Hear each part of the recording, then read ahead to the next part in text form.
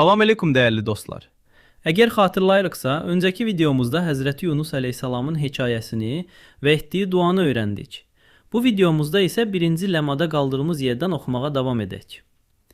Səbəblərin yaradıcısından, Allahdan, başqa heç bir sığınacaq olmadığına gözlə görmüş kimi əmin olduğu üçün və əhədiyyət sirri, yəni Allahın bir və tək olduğu, bütün təsirin yalnız Allaha aid olduğu, tövhid nuru içində təcəlli etdiyi üçün bu dua bir anda gecəni, dənizi və balığı itayət etdirmişdir.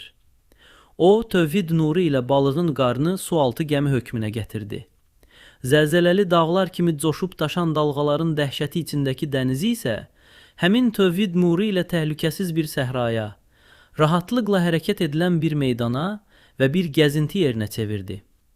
Yenə həmin tövhid nuru ilə göy üzünü buludlardan təmizlədi və ayı onun başı üzərində bir lampa kimi yerləşdirdi.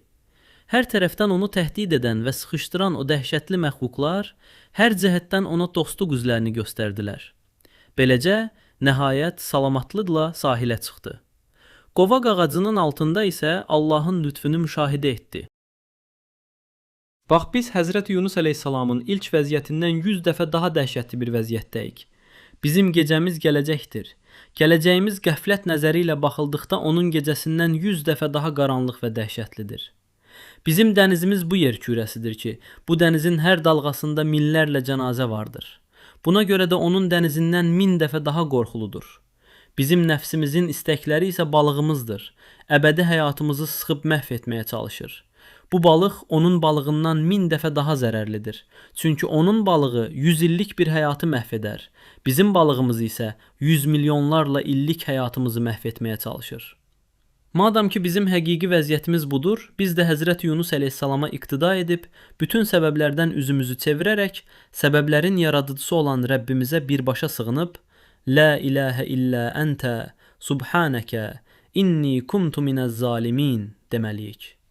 Və anlamalıyıq ki, qəflət və azğınlığımız səbəbilə əleyhimizə birləşən gələcəyin, dünyanın və nəfsimizin istəklərinin zərərlərini dəf edə biləcək yalnız o zatdır ki, gələcək onun əmri altında, dünya onun hökmü altında, nəfsimiz isə onun idarəsi altındadır.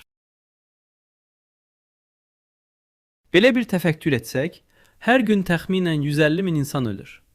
Deməli, hər saat 6250 nəfər, hər dəqiqədə isə təxminən 100 nəfər ölür. İndi bütün insanları, biz də onların içindəyik, bir sahildə təsəvvür edək. Hər dəqiqə bir dalğa gəlir və bu sahildən 100 nəfəri götürüb aparır. Bir gündə belə təxminən 1500 dalğa gəlir və tam 150 min insanı götürüb aparır. Hər gün bu dənizdə 150 min insan boğulur. İndi soruşuruq, Həzrəti Yunus əleyhissalamın dənizi daha təhlükəlidir, yoxsa bizim dənizimiz? Əlbəttə bizim dənizimiz daha təhlükəlidir. Çünki Həzrəti Yunus əleyhissalamın dənizində bəlkə 100, bəlkə də 200 nəfər boğuldu. Bizim dənizimizdə isə hər dəqiqə 100 nəfər, hər gün 150 min nəfər boğulur. Hal belə olduğu halda biz necə də rahat-rahat gəzir, sanki dənizimizin dalğası bizi heç vaxt aparmayacaqmış kimi yaşayırıq. Halbuki bir baxsaq, hər dəqiqə 100 nəfəri aparır. Bəlkə bu həqiqəti düşünərək ağlımızı başımıza yığıb, qəflətdən və unutqanlıqdan xilas olarıq. İndi isə gəlin birlikdə bir səhabə haqqında və Peyğəmbərimiz sallallahu aleyhi və səlləmin öyrətdiyi bir duanı öyrənək. Muaz ibn Cəbəl radiyallahu anh. Muaz ibn Cəbəl radiyallahu anh Mədinəli olub. Hələ 18 yaşında ikən müsəlman olmuşdu. Rəsulullahın sallallahu aleyhi və səlləmin ifadəsi ilə desək, halal və haramı ən yaxşı bilən səhabə Muaz ibn Cəbəl idi. Bir gün Peyğəmbərimiz sallallahu aleyhi və səlləm Həzrəti Muazın əlindən tutaraq belə buyurdu.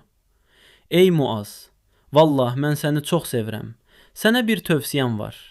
Hər namazdan sonra Allahümmə əyinni alə zikrikə və şükrikə və husni ibadətikə. Ey Rəbbim, səni zikr etmək, sənə şükür etmək və sənə gözəl şəkildə ibadət etmək üçün mənə kömək et deməyi əsla tərk etmə. Burada önəmli olan bu duanın Peyğəmbərimiz sallallahu aleyhi və səlləmin öyrətdiyi bir dua olmağı, duanın mənasını bilməyimiz və Peyğəmbərimiz sallallahu aleyhi və səlləmin duanı əsla tərk etməməsini söyləməsidir.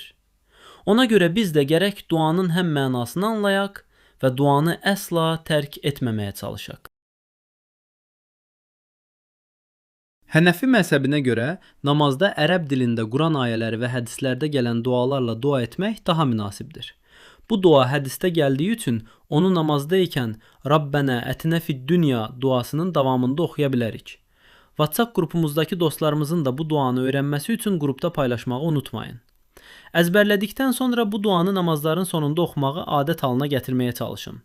Hər dəfə xatırlayıb oxuduqdan sonra WhatsApp qrupunda mən oxudum mesajını yazaraq digər dostlarınıza da xatırlatmağı unutmayın.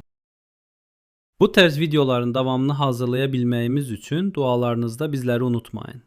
Bir-birimizə xatırladaraq ibadətlərimizi davamlı hala gətirək.